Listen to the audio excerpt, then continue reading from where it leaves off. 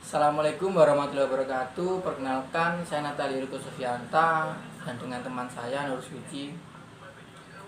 Di sini saya akan mempresentasikan tentang tugas dari Bapak Arya, yaitu evaluasi pembelajaran. Di sini kami akan mempresentasikan tentang penggunaan hasil evaluasi pembelajaran, yaitu yang pertama penafsiran, yang kedua feedback atau umpan balik, yang ketiga tindak lanjut. Di sini saya akan mempresentasikan itu penafsiran.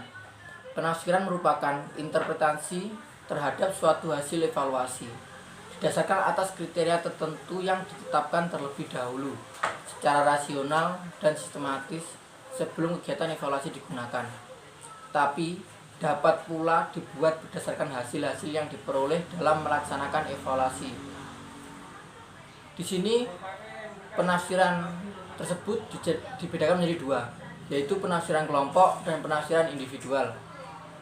Pengertian dari penafsiran kelompok yaitu penafsiran yang dilakukan untuk mengetahui karakteristik kelompok berdasarkan data hasil evaluasi yang meliputi prestasi kelompok, rata-rata kelompok, sikap kelompok terhadap pendidik, dan materi yang diberikan. Dan yang kedua, penafsiran individual. Penafsiran individual yaitu penafsiran yang hanya dilakukan secara perseorangan, di antaranya bimbingan dan penyuluhan atau situasi klinis lainnya.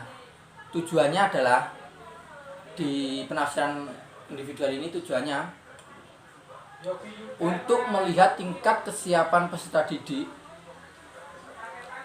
pertumbuhan fisik, kemampuan belajar, dan kesulitan-kesulitan yang dihadapinya. Dengan penafsiran ini dapat diputuskan bahwa peserta didik mencapai taraf kesiapan yang memadai atau tidak. Jadi kita bisa menilai peserta didik dengan menafsirkan secara individual, bukan menafsirkan secara kelompok. Jadi menggunakan individual. Dan di sini penafsiran hasil penilaian yang bersifat individual ada 3 jenis, yaitu yang pertama penafsiran tentang tingkat kesiapan, dilihat peserta didik itu siap apa tidak. Jadi kita bisa menafsirkan sikap dari peserta didik tersebut. Dan yang kedua penafsiran tentang kelemahan individual, di mana titik lemah mereka, di mana kekurangan mereka, kita bisa menafsirkan dan mencari jalan keluarnya. Dan yang ketiga penafsiran tentang kemajuan belajar individual, yakni menafsirkan tentang kemajuan seorang siswa pada suatu periode pembelajaran atau pada suatu periode kelas atau pada satu periode sekolah.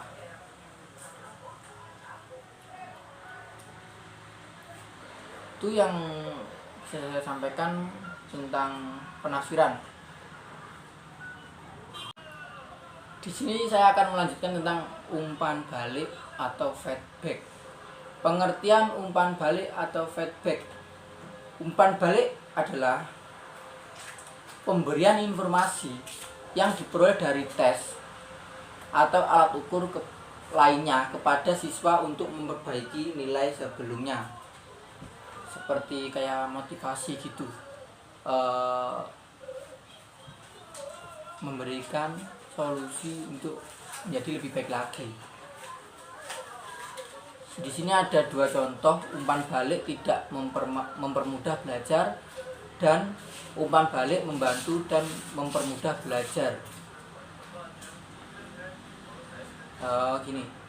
Umpan balik tidak mempermudah belajar jika siswa itu sudah mengetahui jawaban tersebut, tetapi siswa itu masih bertanya kepada guru.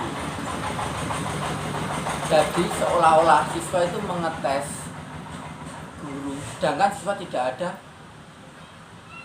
hasilnya juga karena dia sudah mengetahui jawaban tersebut.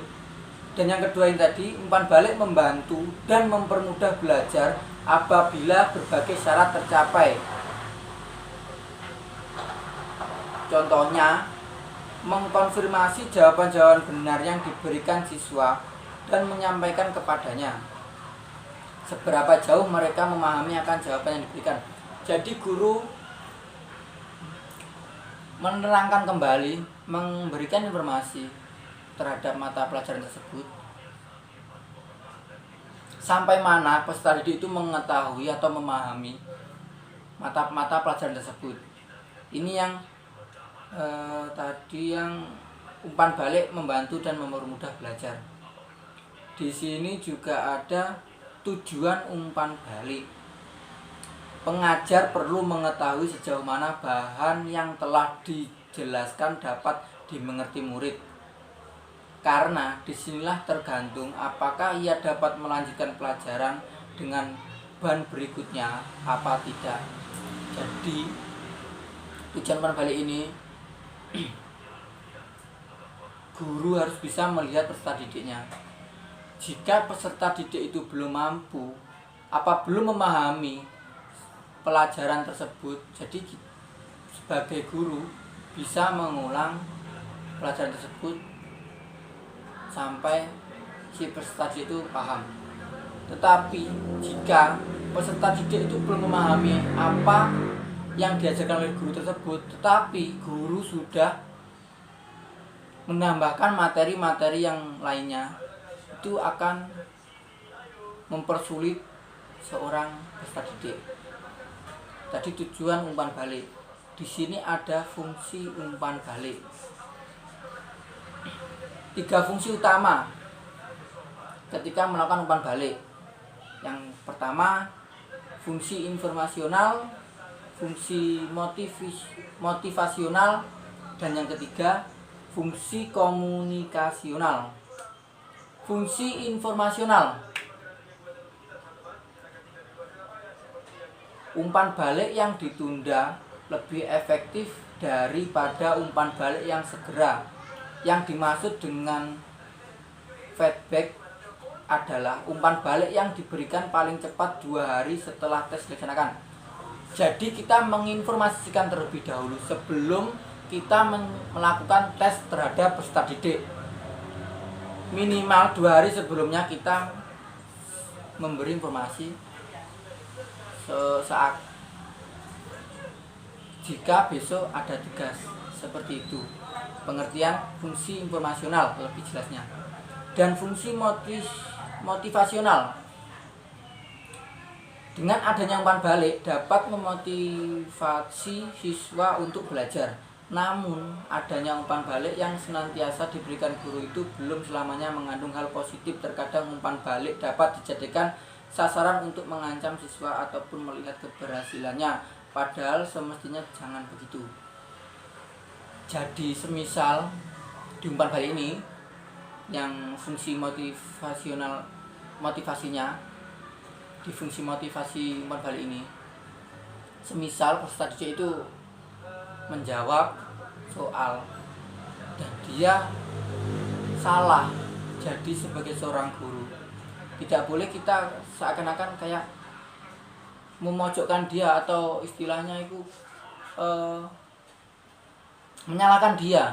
Jadi kita harus memberi motivasi yang positif seperti ayo pasti kamu bisa dan sebagainya. Itu lebih bagus. Jadi kalau kita seperti oh kamu nggak bisa, kamu bodoh dan seterusnya, itu sangat tidak semestinya. Jangan begitulah. Lebih baik jangan begitu. Dan yang ketiga, fungsi komunikasional. Pemberian umpan balik merupakan upaya komunikasi antar siswa dengan guru. Karena dengan adanya umpan balik yang diberikan nantinya dapat memberi dorongan agar mereka yang sudah bisa dikatakan berhasil dapat mencapai tujuan pembelajaran. Tetap harus belajar dengan giat. Dan bagi yang belum juga menguasai, bisa juga dengan mencoba berpikir sendiri tanpa membudidayakan mencontek. Jadi kita sebagai guru, sebagai calon guru harus bisa berkomunikasi dengan baik terhadap peserta didik kita. Jangan sampai kita tidak ada komunikasi sama sekali sama peserta didik kita. Itu yang bisa saya sampaikan. Dan yang ketiga ini ada tindak lanjut akan dijelaskan oleh Mbak Nur Suci. Monggo, Mbak. Saya di sini akan menjelaskan tentang tindak lanjut. Nah, tindak lanjut merupakan kegiatan menindaklanjuti hasil analisis dan interpretasi. Sebagai rangkaian pelaksanaan evaluasi hasil belajar, tindak lanjut pada dasarnya berkenaan dengan pembelajaran yang akan dilaksanakan. Selanjutnya, berdasarkan hasil evaluasi pembelajaran yang telah dilaksanakan dan berkenaan dengan pelaksanaan evaluasi pembelajaran itu sendiri.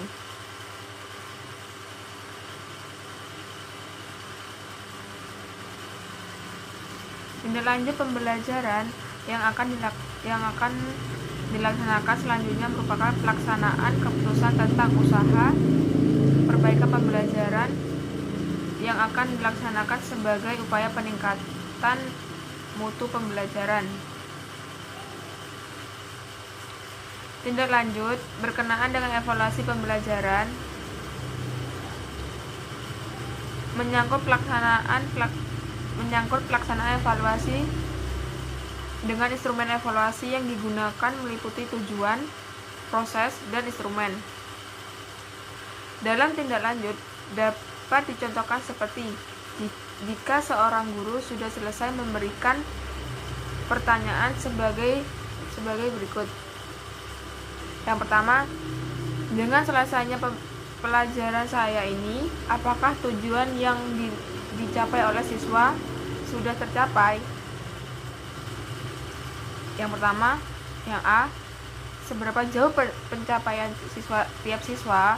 Yang kedua, berapa orangkah yang sudah dapat mencapai?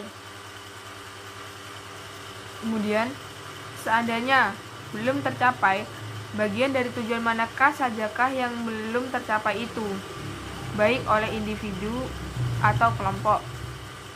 Kemudian, seandainya belum tercapai, faktor apakah yang menyebabkan penghambat bagi individu atau kelompok?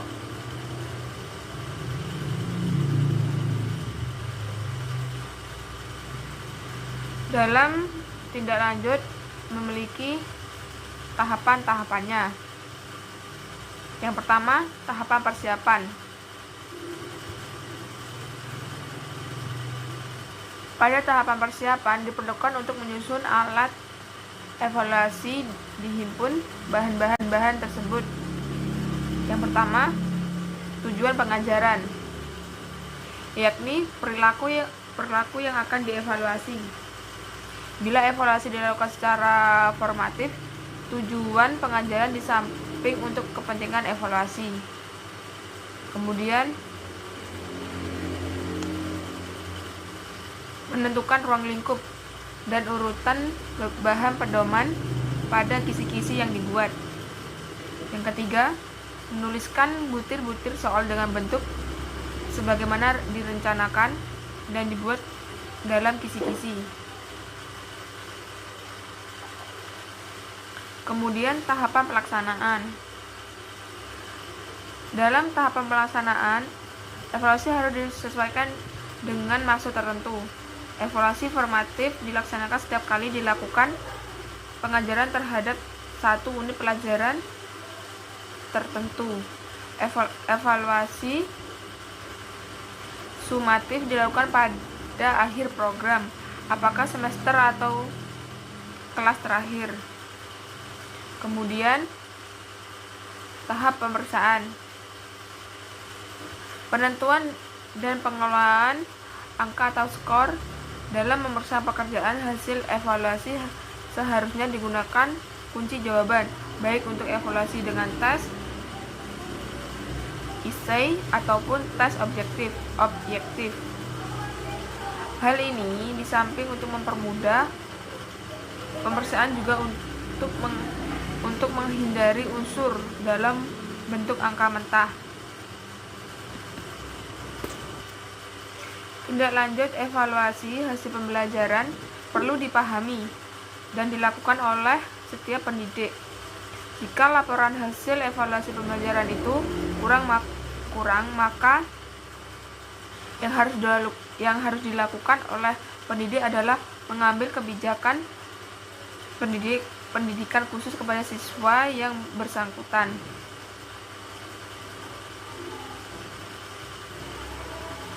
Dan berdasarkan hasil evaluasi, inilah seorang guru dapat merancang kegiatan tindak lanjut yang perlu dilakukan, baik berupa perbaikan maupun berupa penyempurnaan program pembelajaran.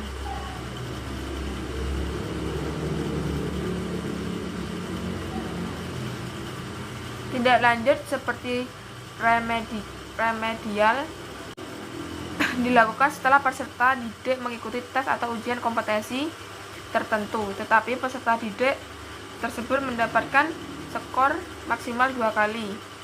Apabila peserta didik yang sudah melakukan program remedial sebanyak 2 kali, namun nilainya masih di bawah standar minimum, maka penanganannya harus melibatkan orang tua atau murid.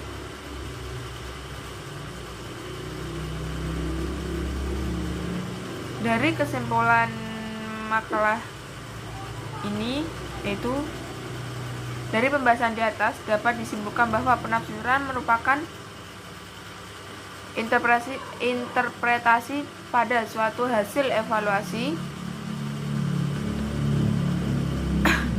yang didasarkan atas kriteria tertentu yang ditetapkan terlebih dahulu, dan feedback atau umpan balik adalah pemberian informasi yang diperoleh dari tes kepada siswa untuk memperbaiki pencapaian hasil belajar. Dan tindak lanjut merupakan kegiatan menindaklanjuti hasil analisis dan interpretasi. Dari 3 hal tersebut sangat berperan penting dalam penggunaan hasil pembelajaran. Sekian, jika ada salah kata tutur kata, mohon maaf. Wassalamualaikum warahmatullahi wabarakatuh.